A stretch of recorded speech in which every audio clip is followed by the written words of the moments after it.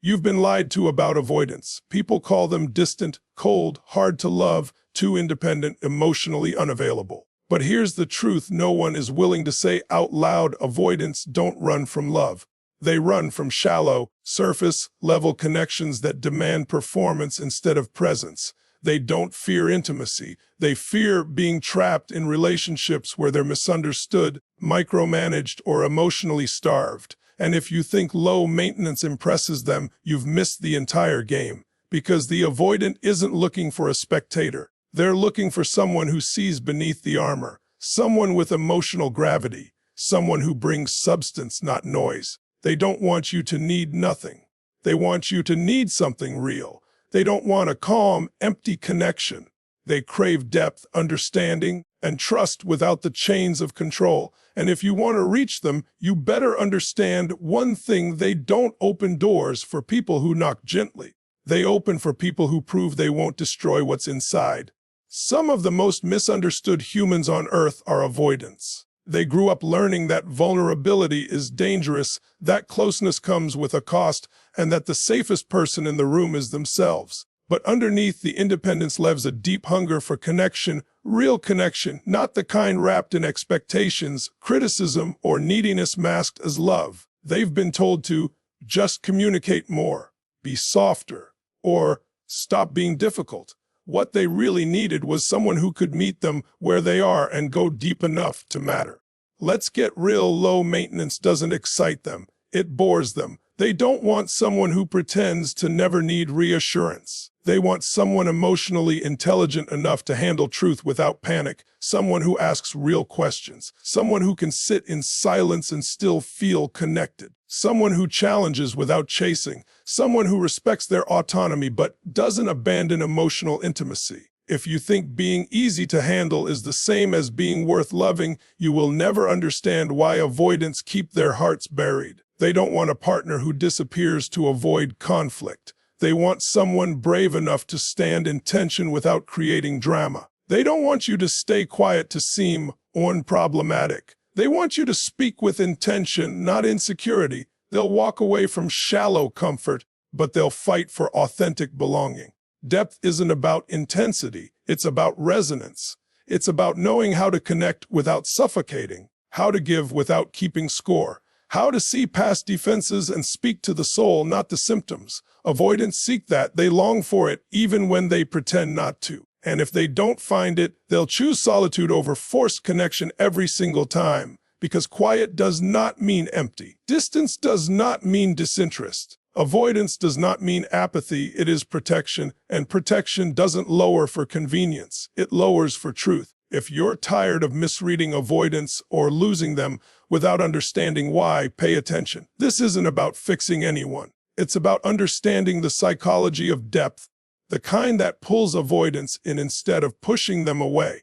They don't fear connection. They fear shallow connection that drains instead of nourishes. Most people misunderstand avoidance because they assume that distance equals disinterest. But what truly pushes an avoidant away isn't closeness itself. It's the kind of closeness that feels empty, intrusive, or performative. They don't disconnect because someone wants to love them. They disconnect when the connection lacks substance, safety, or emotional clarity. They've learned through experience that most people seek attention, validation, or attachment, not genuine understanding. And for someone wired to protect their inner world, shallow intimacy feels more threatening than solitude ever could. When an avoidant meets someone who talks a lot but says nothing meaningful, someone who wants presence but offers no emotional attunement, someone who wants reassurance but never self-reflects, they withdraw. Not because they don't want closeness, but because the closeness being offered feels like a burden. Shallow connection drains them because it requires constant output with little return, emotional labor without emotional reciprocity. And avoidants are not cold or uncaring. They're simply economical with their emotional energy. They protect it not because they're selfish, but because they've had to survive by managing it alone. People confuse emotional independence with emotional absence. They assume avoidants don't crave depth because they rarely chase it. But not chasing something doesn't mean not desiring it. Avoidants crave the kind of connection that doesn't demand they abandon themselves. They want someone who brings emotional clarity instead of anxiety, someone who asks real questions instead of fishing for attention, someone who listens with presence rather than reacting from insecurity. Shallow connection for them means conversation without resonance, vulnerability without safety, affection without intention. And when that happens, they retreat, not to punish others, but to restore themselves. Avoidants often grew up in unstable or emotionally unpredictable environments. They learn that people can take more than they give, that being close can mean being controlled, judged, or misunderstood. So when they meet someone who treats connection like a checkbox, a performance, or a possession, their instincts tell them to create space. They're not afraid of depth, they're afraid of drowning in someone else's emotional projections. They've spent years learning not to need anyone, not because they don't want to be known, but because being needed in unhealthy ways has cost them too much before. When a relationship lacks emotional grounding, they notice. They sense when someone's seeking comfort instead of connection, validation instead of understanding. They recognize when someone wants attention more than truth. And they pull back, not because they can't handle emotion, but because they won't compromise their inner stability. They will choose a night alone over a conversation that goes nowhere. They would rather not talk at all than pretend something is being said. Shallow connection is noise to them. It's scattered energy. It's tension without direction. Deep connection, however, energizes them. You'll see it in how they open up when someone speaks with intention, when they feel heard without pressure, when someone sits with their silence instead of panicking, when someone shares something real, not rehearsed. In those moments, avoidants lean in. They drop the armor, not because someone demanded it, but because they felt safe enough to. They don't trust words, they trust patterns. They don't trust promises, they trust emotional grounding. They don't trust people who need them to be available all the time. They trust people who give them space without assuming the worst. Shallow connection is often rooted in emotional immaturity. It is driven by insecurity, urgency, and performance. When someone uses connection to avoid loneliness instead of building intimacy, avoidants feel used. When someone overshares without awareness or pushes for vulnerability without trust, avoidants feel invaded. When someone tries to force closeness as proof of love, avoidants feel trapped. They don't leave because they hate love. They leave because love without depth feels like crisis in slow motion. Depth doesn't mean heaviness. It means presence. It means asking questions that matter. It means noticing the energy behind the words. It means giving space without withdrawing love. It means being emotionally consistent rather than erratic. Avoidants seek that kind of connection because it allows them to relax their guard without losing themselves. When someone meets them there, they show up in surprising ways. Attentive, loyal, grounded, and emotionally available in ways most people never see. Shallow connection drains them because it forces them to over-explain, over-accommodate, or over-defend their need for space and clarity. Every time someone assumes their distance means disinterest, it creates pressure. Every time someone pushes for reassurance instead of understanding, it creates emotional noise. And avoidants don't respond well to noise, they shut down to survive it. But when someone brings depth instead of demand, curiosity instead of panic, and truth instead of assumptions, avoidants don't feel the need to run. They don't retreat, they don't hide. They actually connect, not from fear, but from choice. They don't avoid connection. They avoid shallow connection because shallow intimacy is not safe, not sustainable, and not worth the emotional cost. Depth is what feeds them. Depth is what earns their presence. Depth is what allows them to stay without feeling consumed. They're not running from love. They're running from emotional chaos disguised as closeness. Most people assume avoidants shut down because they don't want to commit emotionally, but that's an easy and false conclusion. What they're truly escaping is not love itself, but the kind of love that comes with pressure, confusion, overwhelming emotional demands, and inconsistent behavior. They've learned, often through years of disappointment, that many people use connection as a way to control, drain, or destabilize others instead of building something meaningful. So when love comes with chaos, they protect themselves by stepping back. To the untrained eye, avoidants look like they're afraid of relationships, But that's not the real story.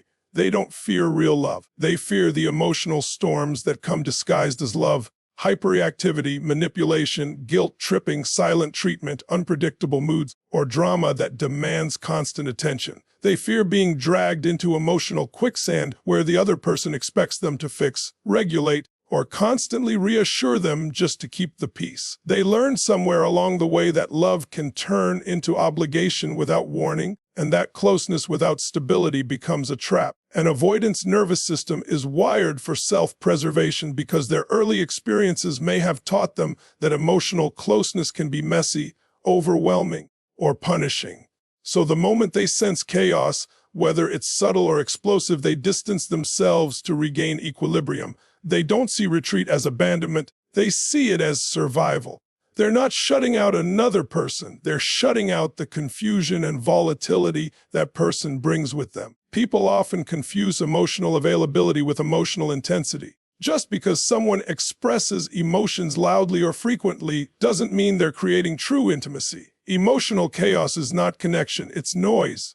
Avoidants aren't built to thrive in noise, and they won't pretend to please someone. They watch patterns more than words. If someone's version of love looks like overreactions, dramatic outbursts, or passive-aggressive behavior, avoidants don't interpret that as passion. They interpret it as danger. Attachment panic is one of the biggest forces that drive avoidance away. When someone constantly seeks reassurance, reacts with fear to small changes, assumes rejection over silence, or creates fights to test loyalty, avoidants see this as instability. They don't want to spend their energy calming someone else's storms or proving love in never-ending cycles. That's not connection to them. It's emotional chaos disguised as intimacy. And when they sense that someone needs intensity to feel valued, they won't engage. They'll preserve their peace instead.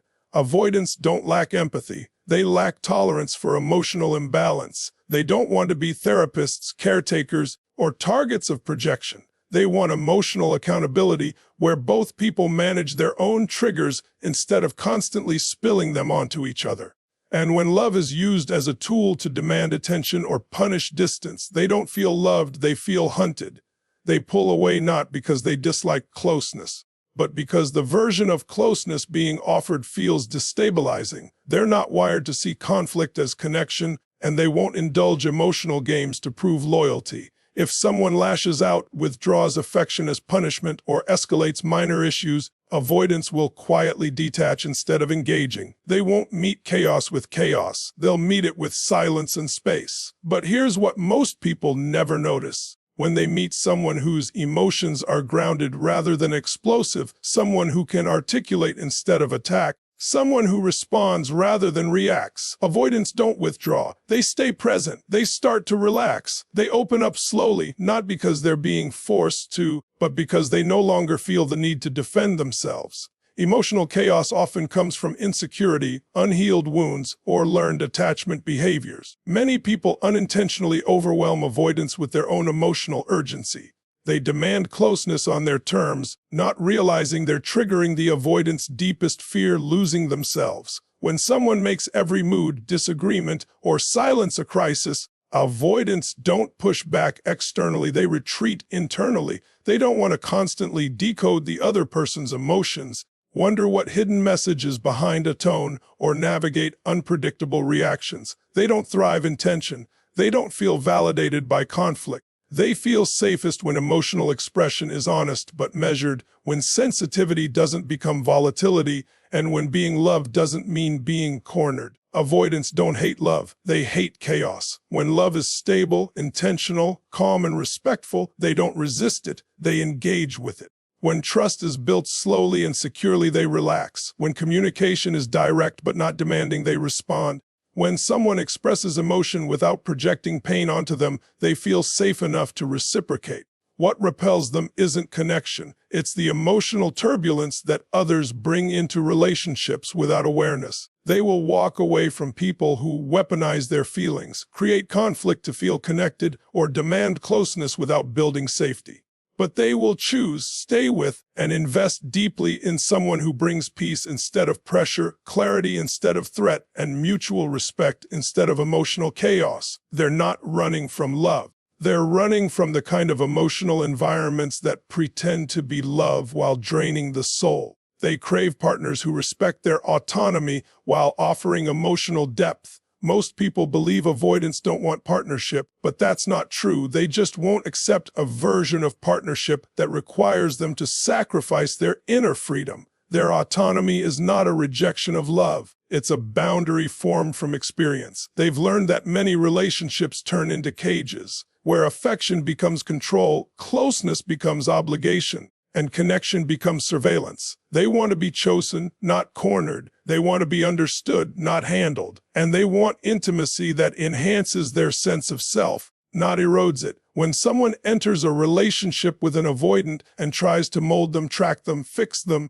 or constantly check in, the avoidant doesn't see that as care. They see it as intrusion. Emotional depth to them is not about constant conversation or closeness on command. It's about being in the presence of someone who lets them breathe while still feeling emotionally connected. They don't want love that demands access at all times. They want a bond that feels both expansive and secure, one that doesn't punish individuality or independence. Most people confuse emotional depth with emotional intensity. They think sharing every thought, needing constant updates, or having nonstop vulnerability sessions is deep connection. But for avoidance, real depth is about alignment, resonance, and mutual internal safety. It's about someone who listens without bulldozing, asks without pressuring, and loves without encroaching. They won't engage with someone who uses proximity to regulate their own anxiety. They want someone who is self-anchored, someone whose connection is an offering, not a demand. Avoidants value space not as avoidance, but as restoration. Their alone time is not rejection. It's how they stay balanced. But many partners interpret that space as abandonment, triggering pursuit, questioning, or emotional pressure. And when that happens, avoidants start to withdraw further, not because they're cold, but because they feel misunderstood. If their need for autonomy is constantly challenged, they feel emotionally unsafe, and intimacy begins to feel like something they must defend themselves against rather than relax into. The irony is that when their autonomy is respected, avoidants often open up more willingly. They feel safer being emotionally vulnerable when they're not being chased for it. When someone gives them room without resentment, they don't feel the need to hide. Their instinct to protect dissolves when they sense their boundaries will not be trampled. Someone who understands that closeness doesn't have to mean constant contact is far more likely to access their deeper emotional world. Emotional depth to an avoidant doesn't come through force. It comes through consistency. It comes through subtle presence, thoughtful conversation, and emotional intelligence. They don't need someone to pry them open. They need someone who creates an atmosphere where opening up feels natural. When someone communicates clearly, listens actively, and accepts differences without panic, avoidants begin to trust. Their walls don't collapse, they soften. A partner who respects both connection and individuality stands out instantly to them.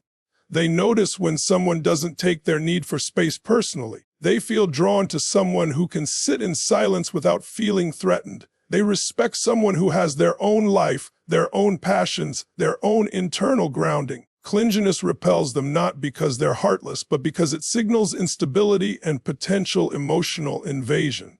Depth for an avoidant is not about oversharing or dramatic displays. It's about being with someone who can handle truth gently, who doesn't weaponize emotion, who doesn't rush what takes time to build. Someone who doesn't expect their presence to erase every fear or insecurity. Someone who doesn't make love feel like a job interview or a performance. They crave a partner who can hold duality, intimacy and independence, closeness and space, emotion and logic. Autonomy to them is not isolation, it's oxygen. And when a partner honors that, avoidants respond with surprising commitment. They don't run from relationships that give them space to be themselves. They run from relationships that require them to shrink, explain, or constantly reassure. When a partner says, "I'm here, but I don't need to own your every moment," that signals safety. When someone leads with emotional clarity instead of emotional need, avoidants feel drawn in. Most people think avoidants don't want depth because they don't initiate it traditionally,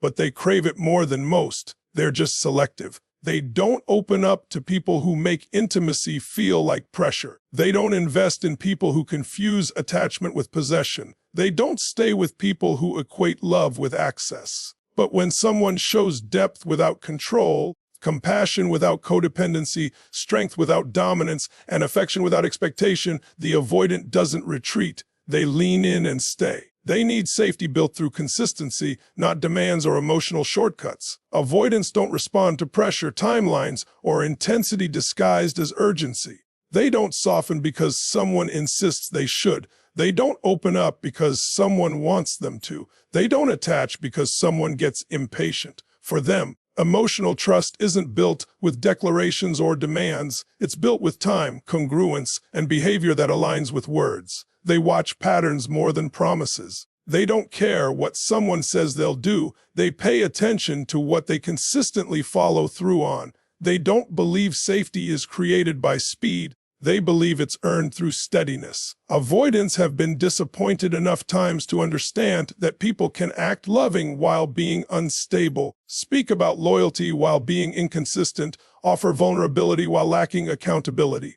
Because of that, they don't invest quickly. They don't fall in love with fantasy. They don't get swept away by charm or romantic script. They don't respond to partners who try to push emotional connection faster than it can grow. When someone tries to skip the foundational steps of trust, avoidants feel immediately unsafe. They interpret urgency as a sign that something underneath is empty, chaotic, or unreliable. They're not afraid of commitment. They're afraid of committing to a situation that cannot hold stability.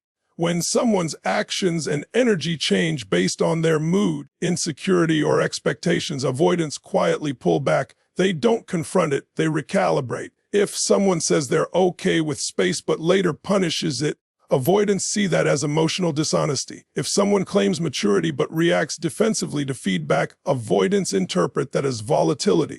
If someone speaks in terms of way, but behaves in ways rooted in control, avoidants see the inconsistency and protect themselves. Consistency doesn't mean perfection. It means emotional predictability. It means not weaponizing silence or affection. It means speaking truthfully without using truth to provoke fear. It means owning your triggers rather than turning them into accusations. Avoidants respond to the kind of consistency that creates calm, not the illusion of calm. They notice when someone regulates their emotions instead of outsourcing them. They respect people who don't make every misunderstanding a disaster. They trust those who don't use closeness as leverage. Demands, on the other hand, don't move them. They push them further away. When someone insists on more time, more reassurance, more vulnerability, more pace, the avoidant brain reads that as intrusion. Love built on deadlines feels unsafe to them. Emotional shortcuts, like rushing deep conversations, fishing for intimacy, or forcing confessions, make them retreat. They don't open in environments that expect vulnerability without having demonstrated reliability. Someone grounded, however, who shows up steadily instead of intensely, is a completely different experience. When someone doesn't panic during emotional pauses, avoidants notice. When someone doesn't punish or withdraw affection when things don't go their way, avoidants start to relax. When someone can stay respectful even when they don't understand everything, the avoidant becomes curious rather than defensive. Consistency is its own kind of invitation. It proves safety more than promises ever could. Avoidants also test safety differently than others. They don't push intentionally, but they observe. They notice whether someone overreacts when they need time alone. They notice if someone takes it personally when they don't respond right away. They notice if someone assumes the worst in silence. They notice if someone can handle uncertainty without spiraling. And if someone shows steadiness instead of panic, avoidants begin to trust that the connection won't become a battlefield. The problem with many relationships is that partners try to create safety through pressure rather than presence. They think saying, "I'm different," is enough. They think asking, "Tell me everything," is intimacy. They think constantly checking in is connection. They think expressing need is the same as expressing depth. But avoidants don't fall for theatrics. They fall for proof. They fall for someone showing up naturally, emotionally predictable, and without hidden agendas. Consistency also means respecting boundaries without resentment.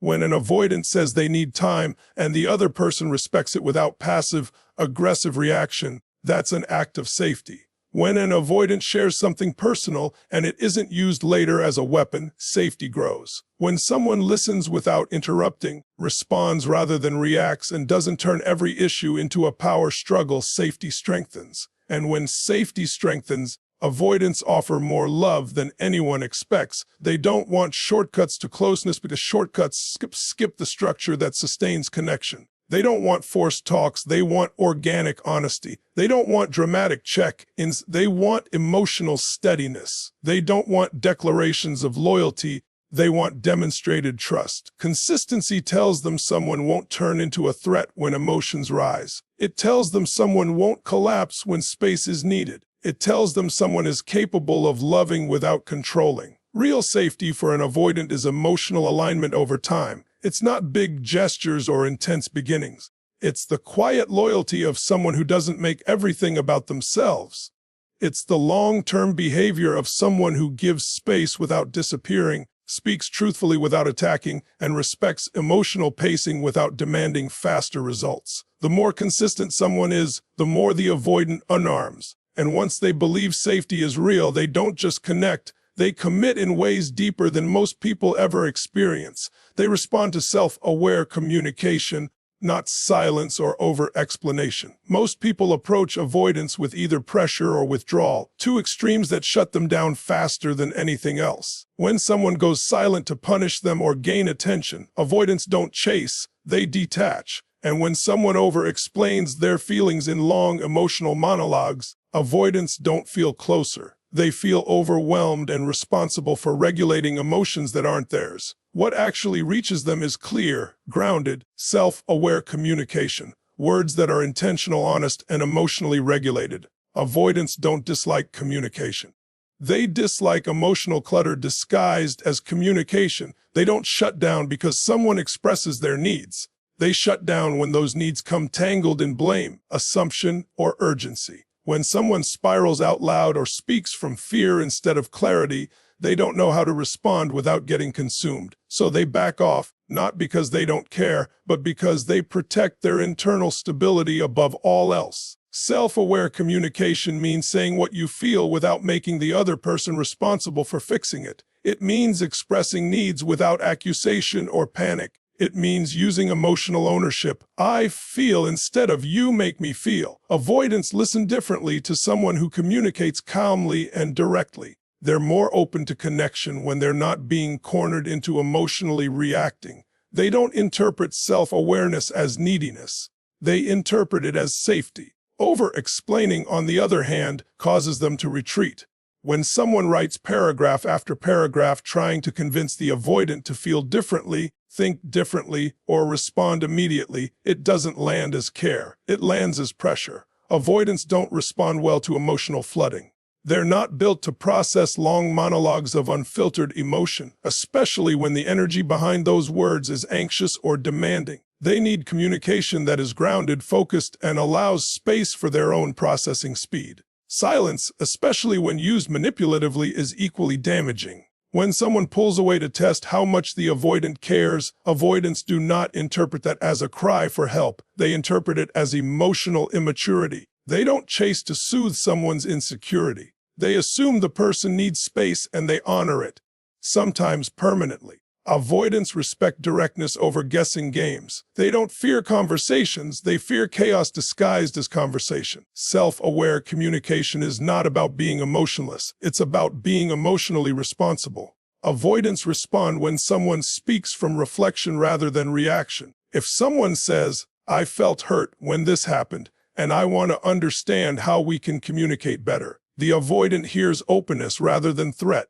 But if someone says, "You don't care, you always pull away, why don't you communicate?" they shut down immediately, not because they can't handle truth, but because they won't engage with blame as a substitute for vulnerability. They also value timing. They need space to think before responding. They don't like being forced to react in the moment. When someone allows them time to reflect instead of pushing for instant emotional output, the avoidant actually comes back more engaged. They appreciate communication that's intentional rather than impulsive. And when someone doesn't punish their slower response time, they begin to offer more of themselves freely. Avoidants rarely speak just to fill silence. They speak when something matters. So they value people who communicate in ways that carry weight without chaos. They don't want someone who withholds emotion, but they don't want someone who spills it everywhere either. They seek balance, someone who can articulate their inner world without making it a crisis. They notice when someone takes responsibility for their emotions. They respect when someone can express discomfort without making the avoidant feel attacked. They become more responsive when communication is rooted in mutual respect rather than panic, and they open up when the tone is collaborative rather than confrontational. Avoidants don't want to decode emotional riddles. They don't want to fix disguised complaints. They don't want to respond to text essays written in a flood of insecurity. They need clarity. They need calm. They need someone who says what they mean without making them the villain or the savior. Emotional earthquakes shut their systems down. Emotional awareness draws them in. They also don't require someone to be perfect with their words. What matters is intent. If someone is sincere, accountable, and mindful with how they communicate, avoidants feel safer than they do with someone who is loud, frantic, or passive-aggressive. Even if emotion is high, as long as it comes with ownership instead of accusation, avoidants stay present. Over time, when an avoidant experiences emotionally intelligent communication, grounded honesty rather than volatility, they begin to contribute more deeply themselves. They share more. They risk more openness. They stop bracing for conflict and start trusting the connection. They don't fear expression. They fear emotional explosion. They don't fear truth. They fear distortion. They don't fear communication. They fear confusion and pressure masquerading as it. They don't need silence to think, nor do they need speeches to feel. They need people who know how to speak from self-awareness, not desperation. When communication is conscious instead of chaotic, avoidants don't feel the need to run. They feel the desire to stay. They seek emotional maturity, not emotional absence. Most people misunderstand avoidance and assume they want someone who never brings emotion to the table. But that's not the truth. They're not drawn to people who are cold, detached, or easy to manage. They are pulled toward people who can feel deeply without losing themselves in the process. They don't want someone who suppresses emotion. They want someone who regulates it. There's a difference between low maintenance and emotionally balanced, and avoidants are highly attuned to which one they're facing. Avoidants fear being responsible for someone else's inner storms. They don't fear emotions. They fear emotional dependency that demands they be the regulator, the fixer, or the emotional parent in the relationship. Dysfunction taught them long ago that caretaking someone else's instability meant losing themselves, so they built distance as protection. But when someone is able to express emotion without projecting it, they don't see that as danger. They see it as depth. That's what draws them in. They watch how someone manages conflict and discomfort. If someone explodes, shuts down, or seeks immediate reassurance the moment something feels off, avoidants start backing away, not because they lack empathy, but because they can't handle being pulled into emotional chaos they didn't create and can't control. Emotional maturity, to them, is someone being able to sit with discomfort without turning it into accusation or meltdown. It's someone who doesn't punish them for needing space. It's someone who thinks before reacting and speaks before assuming. Those qualities feel like safety, not silence. People assume avoidants don't want emotional closeness, but that's because they only see what happens when connection feels unsafe. Avoidants don't collapse into vulnerability with people who weaponize feelings or operate from chaos, but show them someone who knows how to process their emotions, speak their truth, and remain grounded. And avoidants don't shut down. They lean in. They don't want the absence of feeling. They want the presence of emotional responsibility. There's a difference between not being dramatic and being emotionally intelligent. Avoidants don't reward emotional suppression. Someone who pretends they're fine, who never speaks up, who avoids conflict entirely, does not make them feel at ease. That kind of emotional vacancy actually makes avoidants distrustful, because they know something is being hidden and will eventually erupt. They would rather be with someone who expresses emotions cleanly than someone who hides them and then lashes out later. Emotional maturity means someone owns their triggers instead of projecting them. It means they ask for what they need instead of testing the relationship. It means they don't create crises as a way to gain closeness. Avoidants respond to someone who can say, "I'm upset, but I'm not asking you to fix me," because that tells them they're not being dragged into emotional quicksand.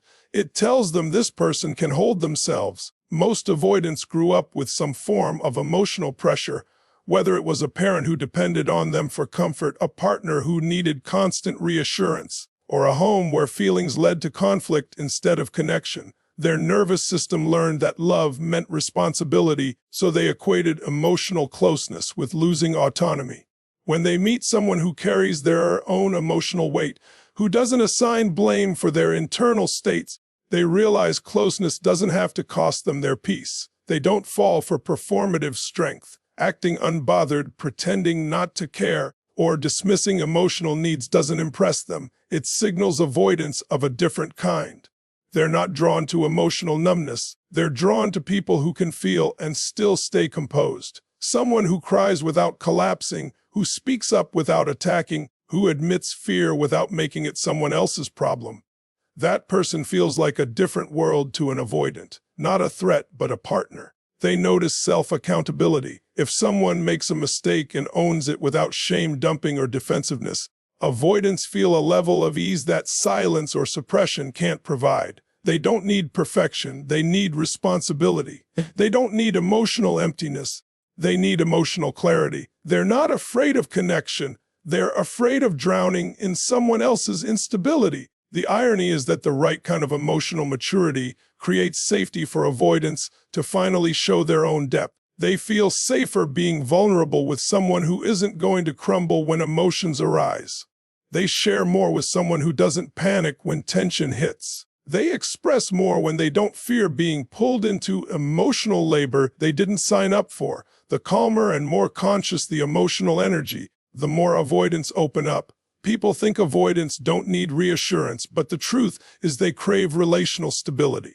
They just don't want reassurance that comes with panic, demand, or codependence. They want to be around someone who holds their emotional center and doesn't use feelings as weapons, bait, or ransom. They respect people who feel deeply and handle it with grace. Emotional maturity is not the opposite of emotion. It's emotion without chaos. It's connection without control. It's intimacy without engulfment. Avoidants don't run from depth, they run from emotional mismanagement. When they find someone who embodies emotional responsibility, they don't see that person as high maintenance. They see them as safe, rare, and worth the risk of staying.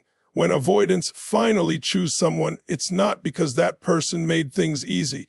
It's because that person made things real. Avoidants do not attach to convenience. They do not commit to someone simply because there is no conflict, no emotional expression, or no expectations. They don't stay where they feel nothing is required of them. They stay where they feel seen without being smothered, understood without being analyzed, and valued without being controlled. They do not seek a partner who disappears into their space. They seek someone whose presence has weight and meaning, even in silence. People often think the way to be loved by an avoidant is to be light, independent, non-intrusive, and endlessly flexible.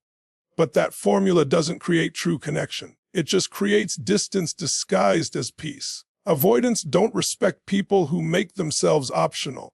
They connect with those who stand rooted in their worth, who bring emotional richness without weaponizing it, who offer connection without pressure, and who let them breathe without abandoning the bond. Avoidants don't fall for low maintenance. They fall for low chaos paired with high depth.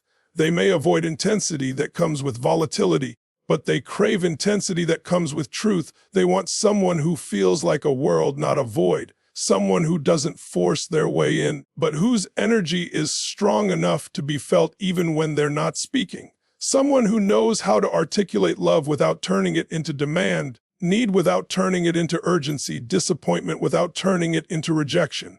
They test emotional stability through consistency, not performance. Anyone can act easygoing in the honeymoon stage. What reveals truth to an avoidant is what happens when tension occurs. Do you go silent to punish them? Do you explode and make them your emotional target? Do you beg and cling and interrogate? Or do you breathe, reflect, and choose connection over chaos? When they see someone can hold emotional weight without collapsing into panic, they begin to trust that closeness won't cost them themselves.